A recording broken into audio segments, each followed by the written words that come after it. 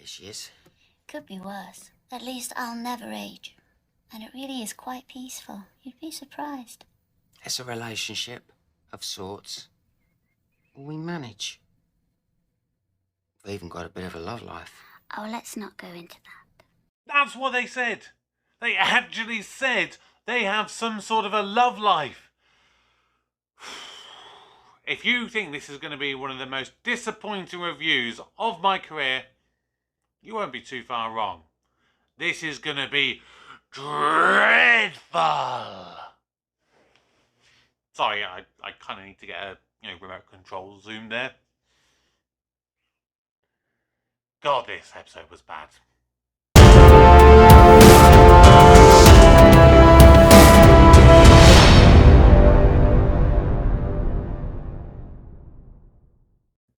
Hello everybody, welcome back to the channel. My name's Kevin, I am a geek, you're watching Kevin the Geek, and it is time for Doctor Who Wednesday for my New Who Doctor Who review for Season 2, Episode 10, Love and Monsters.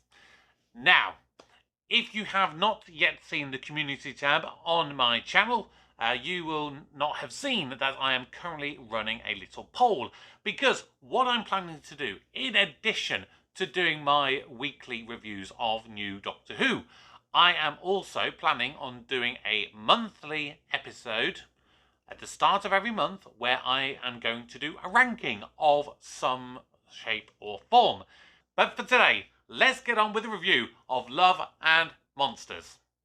Okay, we have to start with the villain, okay? And I think this has been one of the villains that is almost one of the most universally despised villains of New Who. And I feel it's a little bit of a harsh critic. Because essentially, if you're not already aware, the Azorbalov was created by a 9-year-old child. That's right, there was a competition back in 2005 or whenever it was for children to submit their ideas to have a villain appear in Doctor Who as a competition. And you know what?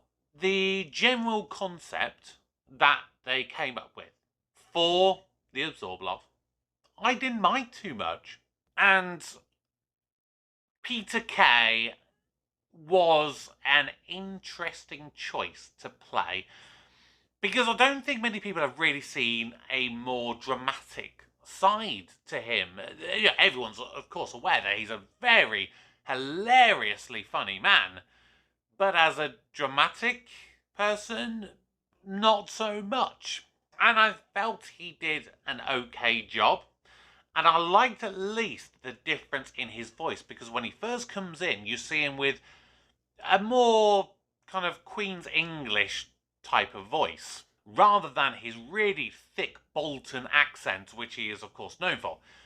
As soon as he turns into the Azorbalov, he goes and changes back to his normal accent. And I think that was an interesting choice.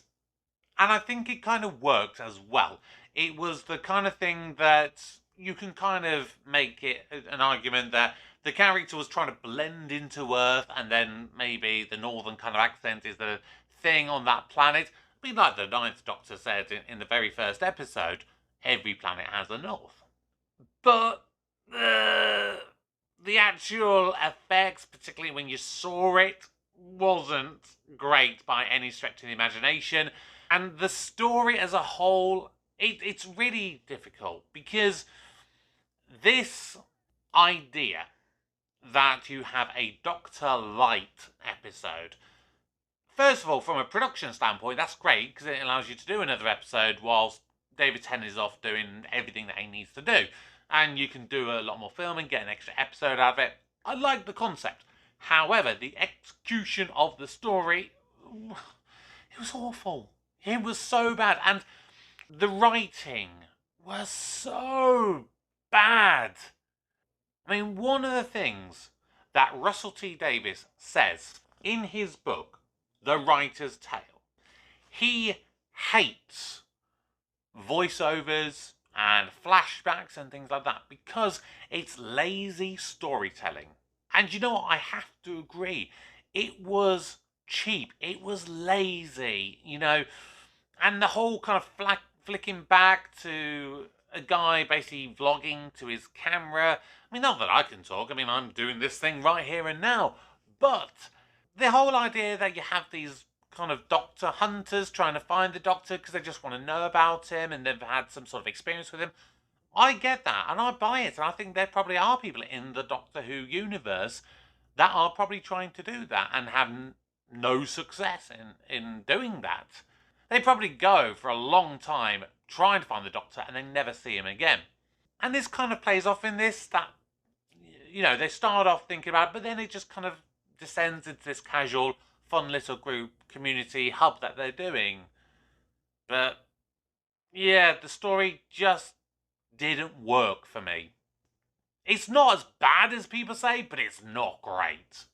The Doctor and the Rose in this episode, I mean, of course, they're never going to get any high scores in this one because they're so absent from the story. But I would have to say that I'm going to mark the Doctor down more so than Rose for one particular piece of dialogue. I can key into the absorption matrix and separate the last victim. It's too late for total reconstruction, but... Elton! Fetch a spade! It's just so bad. The special effects are not great in this. I mean, when you have all these people absorbed into the Absorber and some bits you basically have a sort of rubberized face and they kind of superimpose a CGI version of the face onto it, or when you have the close-ups, I mean, you can tell it's literally them with a painted face. It doesn't look good.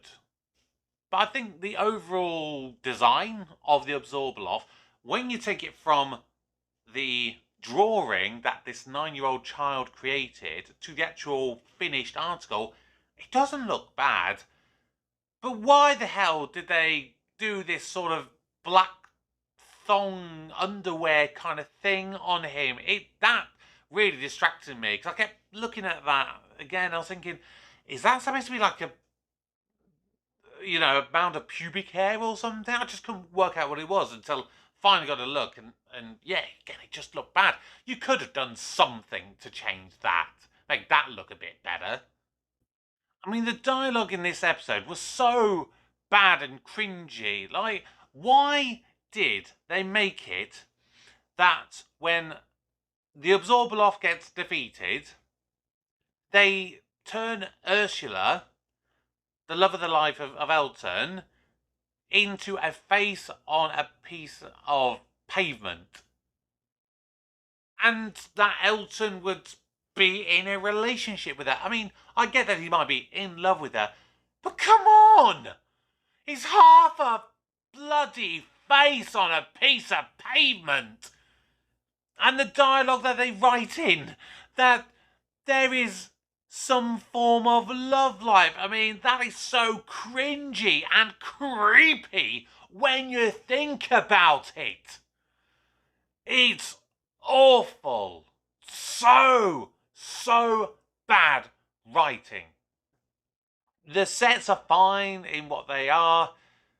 Supporting characters is weirdly probably the category that's going to get the highest score in this episode. And I'll tell you for why.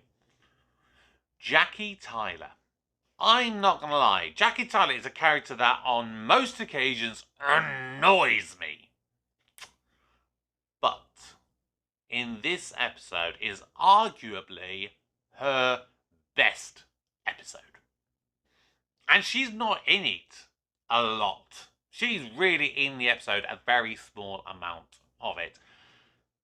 But this episode really showed what it's like for Jackie when Rose and the Doctor are not around. It's a situation that you see her all on her own. She doesn't know when Rose is going to come home. Because, of course, when Rose rings, her mum, it could be any time. And that is something I think is so good that you really get to see the behind-the-scenes stuff. That, at least, was good writing. And I really like it when Jackie says about Rose and the Doctor, I worked that out. Because it's never me, is it? No, but that's how it started, but I changed my Let mind. me tell you something about those who get left behind. Because it's hard. And that's what you become, hard. But if there's one thing I've learned, it's that I will never let her down. And I'll protect them both until the end of my life. So whatever you want, I'm warning you, back off. That was just such a great character moment. Because you see her being all so tough on the Doctor, but it's because she's worried about her daughter. And I think any mother would be like that. So yeah, not a great episode. I was hoping it'd be better on rewatch, but it still wasn't great. But let's do my scores. Remember, I score 10 categories, a score out of 10 each, to give an overall score out of 100. So, let's take a look.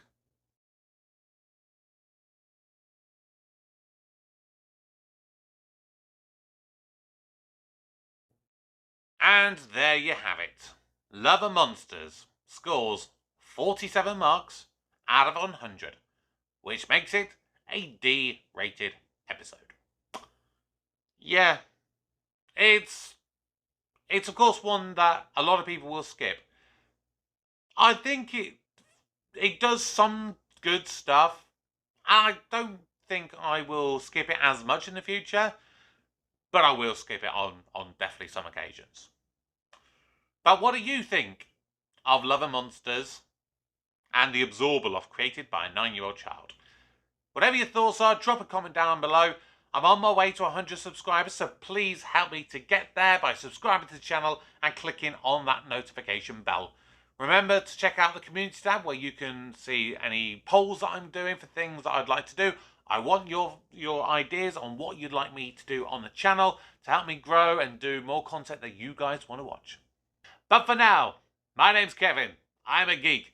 You have been watching Kevin the Geek. Goodbye.